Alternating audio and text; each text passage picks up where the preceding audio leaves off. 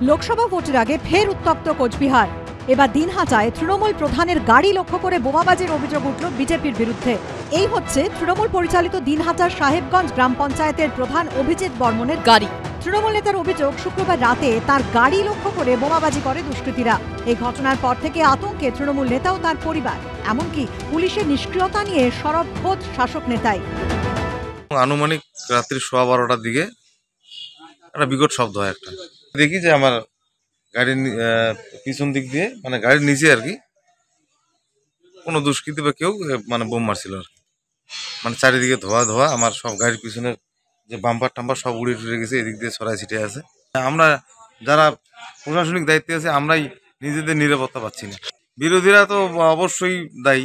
পুলিশের ভূমিকা নিয়ে কি বলবো, পুলিশ তো মানে শুধু ওই বলতে গেলেও খারাপ লাগে। আমাদের ব্লক সভাপতি সাহেব বললেন যে উদাসীন, ভাই আমার একই কথা, উদাসীন। ভিডিওতেই দেখলাম গাড়ির মধ্যে, গাড়ির উপর দিকটাতে ছোট ছোট দুটো ফুটো, আবার ম্যাটের নিচে আবার আরেকটি ফুটো, আবার ম্যাটের কিছু হয়নি। যদি গাড়ির মধ্যে বোমা ফেটে থাকে, বাইরের থেকে যদি বোমা ফেটে থাকে, তাহলে তো এরকমটা হওয়ার কথা না। শুক্রবার রাতের এই ঘটনায় এদিন সকালে পথ অবরোধ করে তৃণমূল। আপনারা কেন স্কুলটা ছুটি দিলেন? কারণটা কি? আপনাদের করবেন, আপনাদের নির্দিষ্ট টাইমে শুরু করবেন। আপনারা কিসের বন্ধ পেলেন? তৃণমূল কংগ্রেসের প্রধানদের বাড়িতে এরা একদম পরিকল্পিতভাবে বিজেপি দুষ্কৃতীরা এটা কখনো আগুন ধরিয়ে দেওয়া, কখনো বোমা বিস্ফোরণ। আজকে আমরা বারবার করে এর আগেও সাহেবগঞ্জ থানার পুলিশকে আমরা জানিয়েছিলাম।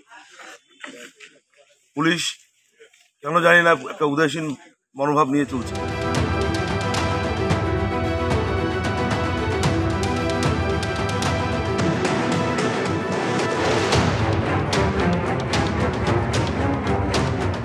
কোনোভাবে হয়তো বোম টোম নিজেরাই পাচার করতেছিল বা উদ্দেশ্য প্রণোদিতভাবে যে কিছু করছে, সেটা গাড়িটাকে দেখেই ক্লিয়ার বোঝা যাচ্ছে। ভিডিওতে আপনারা করেছেন, মানুষে তো দেখবেই।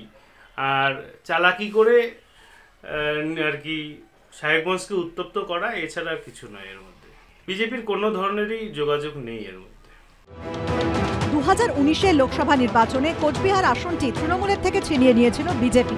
কয়েক মাসের মধ্যেই ফের লোকসভা ভোট। তার আগে ক্রমশ উত্তপ্ত হতে শুরু করেছে কোচবিহারের রাজনৈতিক পরিস্থিতি। শুভেন্দু ভট্টাচার্যের রিপোর্ট, এবিপি আনন্দ, কোচবিহার।